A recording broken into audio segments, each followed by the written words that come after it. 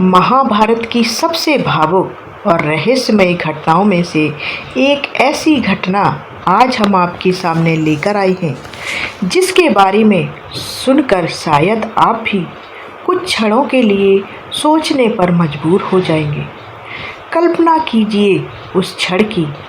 कुरुक्षेत्र की धरती रक्त से लाल है, चारों ओर टूटे हुए रथ पड़े हैं, वीर योद्धाओं के शव बिखरे हुए कुरुक्षेत्र में पड़े हुए हैं और महाभारत का 17वां दिन अपने अंतिम पड़ाव पर पहुंच चुका है।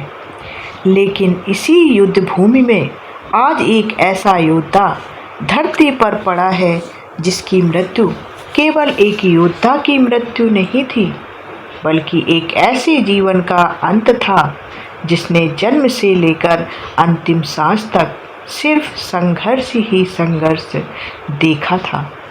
वह योद्धा था सूर्यपुत्र कर्ण। जी हाँ, लेकिन दोस्तों, कहानी यहाँ से शुरू नहीं होती, क्योंकि कर्ण की मृत्यु के बाद जो हुआ वह इस कथा को और भी रहस्यमय बना देता है। कहा जाता है कि अस्त होते सूर्य के बीच स्वयं सूर्यदेव प्रकट हुए और श्री कृष्ण से अपने पुत्र के जीवन और मृत्यु का उत्तर मांगने लगे। आखिर सूर्यदेव ने श्री कृष्ण से क्या पूछा? श्री कृष्ण ने कर्ण के बारे में ऐसा क्या कहा जिसे सुनकर सूर्यदेव की आंखें भी नम हो गईं? क्या कर्ण वास्तव में अधर्मी था या परिस्थितियों ने उसे गलत पक्ष में खड़ा कर दिया था? और सबसे बड़ा सवाल, क्या कर्ण की मृत्यु के बाद उसकी आत्मा के साथ कोई ऐसा रहस्य जुड़ा था जिसे बहुत कम लोग जानते हैं? दोस्तों, आज की इस पूरी कथा में हम इन सभी बातों पर इन बातों को एक एक करके जानेंगे। शुरुआत से अंत तक पूरी कहानी आपके सामने रखी जाएगी और अंत में आपको वह बात भी बताई जाएगी जो कर्ण के जीवन को समझने का पूरा नज़रिया बदल देती है। इसलिए वीडियो को अंत तक ज़रूर देखिएगा, क्योंकि कहानी जैसे जैसे आगे बढ़ेगी वैसे वैसे इसके रहस्य भी खुलते जाएंगे। तो वीडियो पसंद आए तो लाइक भी कीजिएगा और चैनल को सब्सक्राइब भी कर लीजिएगा, क्योंकि हम ऐसे ही रहस्य आपके लिए लेकर आते हैं। तो चलिए शुरू करते हैं। महाभारत का युद्ध अपने 17वें दिन में प्रवेश कर चुका था। पांडव और कौरव दोनों पक्षों के असंख्य योद्धा इस महासंग्राम में अपना सब कुछ खो चुके थे। भीष्म पितामह सरसैया पर जा चुके थे, गुरु द्रोणाचार्य का भी अंत हो चुका था और अब कौरव सेना की सबसे बड़ी आशा बनकर कर्ण युद्ध भूमि में खड़ा था। कर्ण जानता था कि जिस युद्ध में वह उतर चुका है उसमें लौटने की संभावना बहुत कम है। फिर भी उसके चेहरे पर भय नहीं था। वह अपने जीवन के अंतिम युद्ध के लिए तैयार था। उसके सामने अर्जुन थे और अर्जुन के रथ की लगाम स्वयं श्री कृष्ण के हाथों में थी। एक ओर जन्म से प्राप्त दिव्य तेज वाला सूर्यपुत्र और दूसरी ओर गांडीवधारी अर्जुन। दोनों के बीच ऐसा युद्ध हुआ जिसे देखकर देवता भी स्तब्ध रह गए। बाणों की वर्षा से आकाश ढक गया, धरती कांपने लगी। दोनों महारथी एक दूसरे पर प्रहार करते रहे, लेकिन कर्ण के जीवन में जिन श्रापों ने वर्षों पहले प्रवेश किया था वे अब एक एक करके अपना प्रभाव दिखाने लगे। कहा जाता है कि कर्ण को परशुराम का श्राप मिला था कि जिस समय उसे अपने दिव्य ज्ञान की सबसे अधिक आवश्यकता होगी उसी समय वह उस ज्ञान को भूल जाएगा। एक अन्य श्राप के कारण उसके रथ का पहिया धरती में धंस गया था और वही हुआ जिसका भय शायद कर्ण के भाग में पहले से लिखा था। युद्ध के बीच अचानक उसके रथ का पहिया धरती में धंस गया। कर्ण नीचे उतरकर उसे निकालने लगे। उसने अर्जुन से युद्ध रोकने की बात कही और युद्ध के नियमों की याद दिलाई, लेकिन तभी श्री कृष्ण ने अर्जुन को उन सभी घटनाओं की याद दिलाई जिनमें कर्ण दुर्योधन के साथ खड़ा रहा था।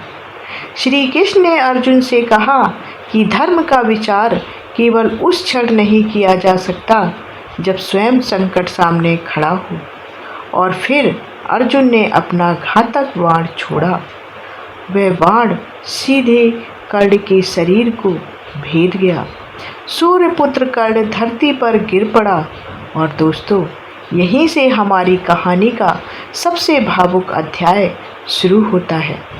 जिस व्यक्ति ने जीवन भर मृत्यु को चुनौती दी थी, वह आज शांत जमीन पर पड़ा था। उसके चेहरे पर ना क्रोध था, ना भय था और ना ही कोई शिकायत थी।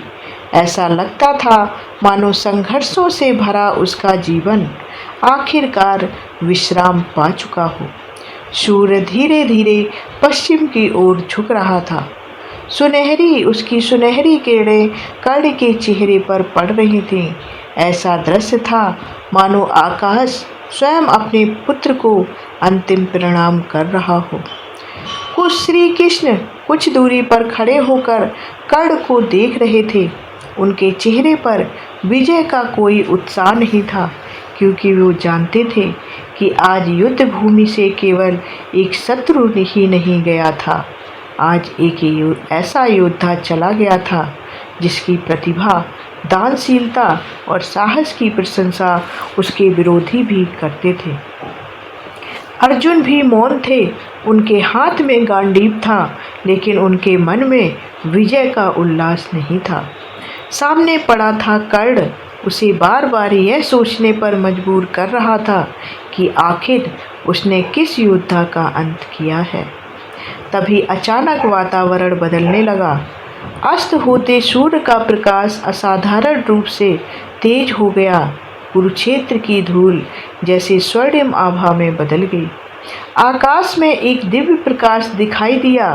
धीरे धीरे वह प्रकाश एक विशाल तेजस्वी स्वरूप में बदलने लगा। वहां उपस्थित लोगों की आंखें उस तेज को सहन नहीं कर पा रही थीं। यह स्वयं सूर्यदेव का दिव्य स्वरूप था। सूर्यदेव धीरे धीरे कर्ण के पास पहुँचे। उन्होंने अपने पुत्र के चेहरे को देखा।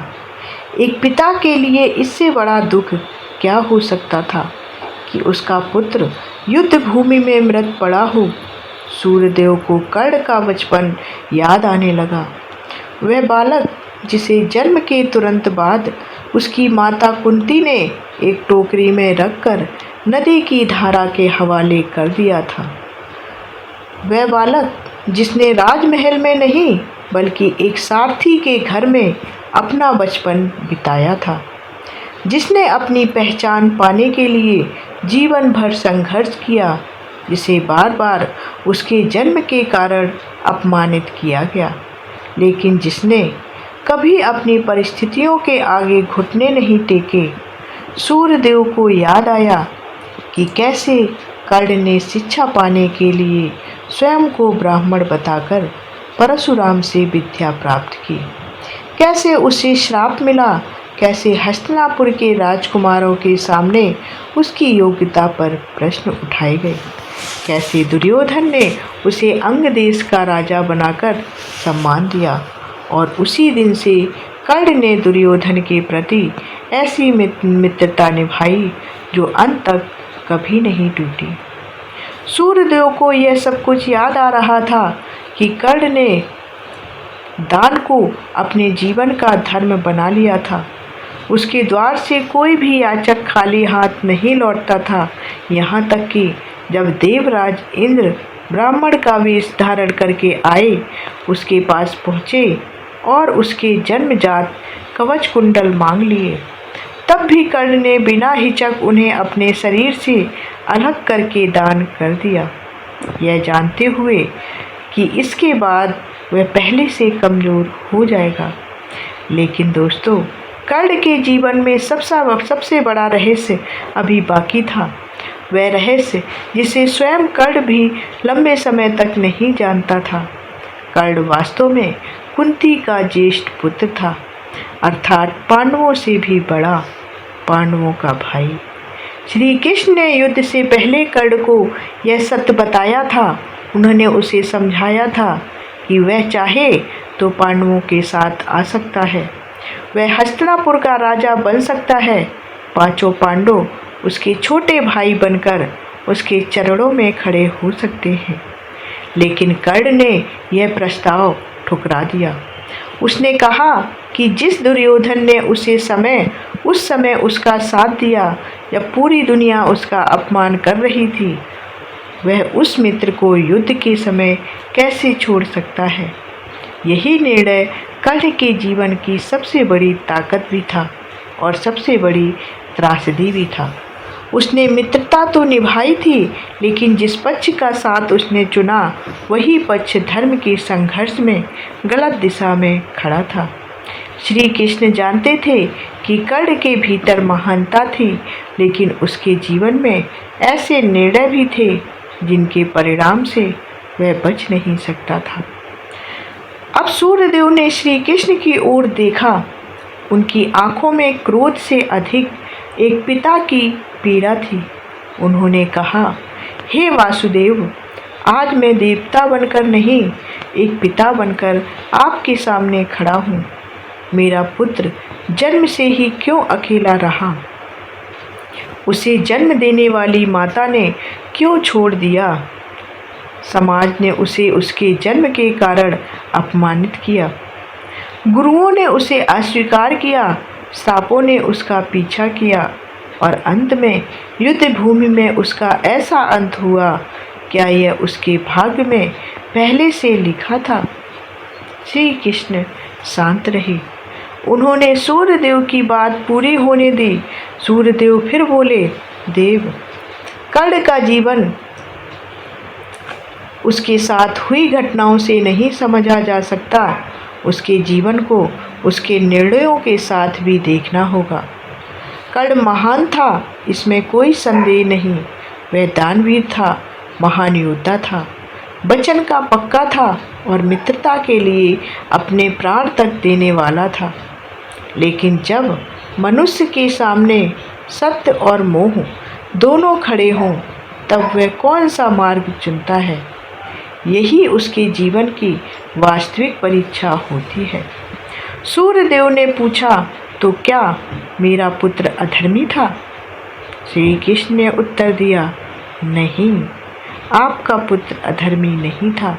किसी मनुष्य को केवल एक निर्णय से अच्छा या बुरा नहीं कहा जा सकता। कर्ण के जीवन की सबसे बड़ी त्रासदी यह थी कि वह उस मित्र के प्रति इतना दृढ़ हो गया था, जिसने उसे सम्मान दिया था, कि वह उसके गलत निर्णयों का विरोध भी नहीं कर पाया।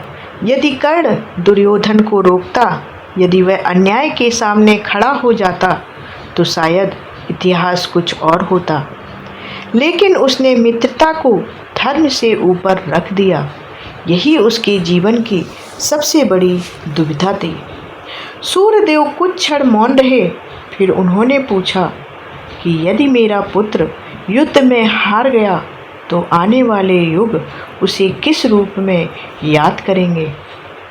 अब दोस्तों, यही वह सवाल था जिसका उत्तर इस पूरी कथा का सबसे महत्वपूर्ण हिस्सा है।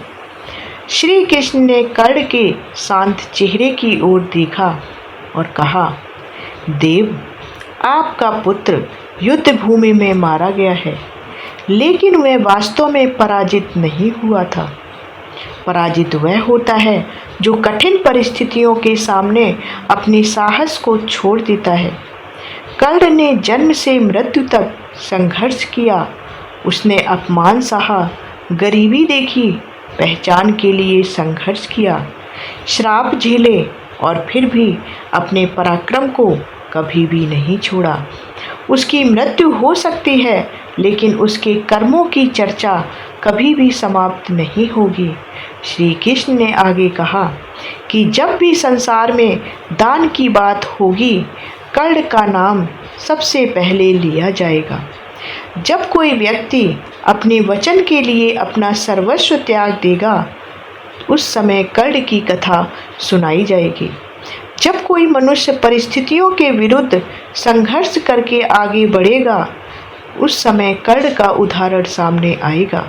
और जब कोई यह समझना चाहेगा कि महान गुणों के साथ सही निर्णय लेना भी कितना आवश्यक है, तब कर्ण का जीवन उसके सामने एक दर्पण बनकर खड़ा होगा। सूर्यदेव की आंखों में आंसू आ गए। उन्होंने अपने पुत्र की ओर देखा। उस समय कर्ण के चेहरे पर अद्भुत शांति थी, मानो वर्षों का संघर्ष समाप्त हो गया हो। सूर्यदेव ने कहा, आज मैं अपने पुत्र को वापस नहीं ले जा सकता, लेकिन अब मुझे संतोष है कि संसार उसे केवल उसकी हार से नहीं बल्कि उसके महान गुणों से याद करेगा। लेकिन दोस्तों, इस कथा का सबसे बड़ा रहस्य अभी सामने आना बाकी है। कर्ण की पहचान केवल एक महान योद्धा के रूप में नहीं थी, वह वास्तव में पांडवों का ज्येष्ठ भाई था। युद्ध भूमि में जिन लोगों से वह लड़ रहा था, उनमें उसके अपने भाई भी शामिल थे, और जिस अर्जुन के हाथों उसका अंत हुआ, वह वास्तव में उसका छोटा भाई था। इससे भी अधिक भावुक बात यह कि कर्ण को यह सत्य युद्ध से पहले पता चल चुका था, फिर भी उसने अपने निर्णय को नहीं बदला। उसने अपने जीवन के अंतिम क्षण तक दुर्योधन के प्रति अपनी निष्ठा निभाई, और शायद यही कारण है कि कर्ण की कहानी आज भी लोगों के मन को छू लेती है, क्योंकि यह केवल जीत और हार की कहानी नहीं है, यह उस मनुष्य की कहानी है जिसे परिस्थितियों ने बार बार गिराया, लेकिन जिसने हर बार उठकर दुनिया को चुनौती दी। यह उस व्यक्ति की कहानी है जिसने सम्मान की तलाश में अपना पूरा जीवन लगा दिया। यह उस दानी की कहानी है जिसने अपने पास मौजूद सबसे मूल्यवान वस्तु भी मांगने वाले को दे दी। और यह उस मित्र की कहानी है जिसने मित्रता को अपने जीवन का सबसे बड़ा वचन मान लिया। रात धीरे धीरे कुरुक्षेत्र पर उतर रही थी। सूर्य की अंतिम किरणें समाप्त हो चुकी थीं। सूर्यदेव का दिव्य प्रकाश धीरे धीरे आकाश में विलीन होने लगा था। ऐसा लगा मानो सूर्य अपने पुत्र की आत्मा को अपने साथ लेकर जा रहा हो। श्री कृष्ण ने अंतिम बार कर्ण की ओर देखा और मन ही मन उस महान योद्धा को प्रणाम किया। कर्ण चला गया था, लेकिन उसकी कहानी वहीं से अमर हो गई। महाभारत में अनेक योद्धा आए और चले गए, अनेक राजाओं ने विजय प्राप्त की और समय के साथ उनका नाम धुंधला पड़ गया, लेकिन कर्ण का नाम आज भी दान, त्याग, साहस और वचन के साथ लिया जाता है। उसकी कहानी हमें यह भी बताती है कि केवल महान गुण होना पर्याप्त नहीं है, जीवन में सही समय पर सही निर्णय लेना भी उतना ही आवश्यक है। और दोस्तों, अंत में इस पूरी कथा से निकलने वाली सबसे बड़ी बात शायद यही है कि किसी व्यक्ति का जीवन केवल इस बात से तय नहीं होता कि उसने युद्ध जीता या हारा। असली प्रश्न यह होता है कि उसने अपने जीवन में किन मूल्यों के लिए संघर्ष किया और उसके कर्मों ने दुनिया पर कैसी छाप छोड़ी। कर्ण युद्ध भूमि में गिर गया, लेकिन उसकी कीर्ति आज भी जीवित है। इसलिए कर्ण की सबसे बड़ी विजय यही थी कि मृत्यु भी उसके नाम को मिटा नहीं सकी। अगर आपको सूर्यपुत्र दानवीर कर्ण की यह भावपूर्ण और रहस्यमयी कथा पसंद आई हो तो वीडियो को लाइक ज़रूर करें और अपने परिवार और महाभारत प्रेमियों के साथ इस जानकारी को अवश्य शेयर करें और कमेंट में लिखें दानवीर कर्ण। ऐसी ही रामायण, महाभारत, पुराणों और भारतीय संस्कृति से जुड़ी रोचक, भावपूर्ण और रहस्य से भरी कथाओं के लिए हमारे चैनल को सब्सक्राइब जरूर कर लें, बेल आइकन जरूर दबाएं। फिर मिलेंगे एक नई कथा और एक नए रहस्य के साथ। तब तक के लिए जय श्री कृष्णा, जय सूर्यपुत्र दानवीर कर्ण। जय श्री कृष्ण।